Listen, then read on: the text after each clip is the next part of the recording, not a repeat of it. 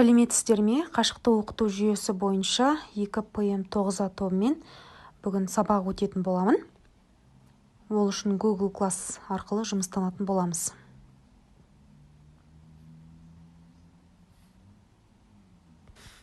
Міне 2PM9 тобына кірдім. Енді жаңа тақырыпты бастамас бұрын ең алдымен үй тапсырмасын сұрап өтемін. Сұрақтар қойылатын болады. Комментарий арқылы осы жерге енгізіп отырамын барлық сұрақтарды. Содан кейін сұрақтарды оқығаннан кейін оқушылар ойланып, өздерінің ойларын ортаға салып, комментарийге жеткізіп отырады. Үй тапсырмасынан кейін жаңа тақырыпқа көшеміз.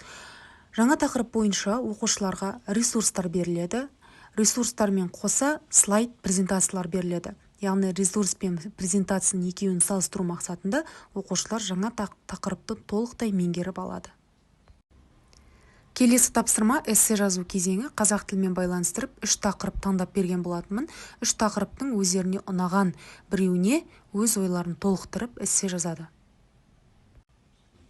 Және сабақтың ең соңында қорытындылау мақсатында 5 саусақ әдісі беріледі. Не үйрендім, не білдім деген мақсатта. Осылайша күнделікті сабағымыз өтіп жатыр. Назар қойып тыңдағандарыңызға рахмет.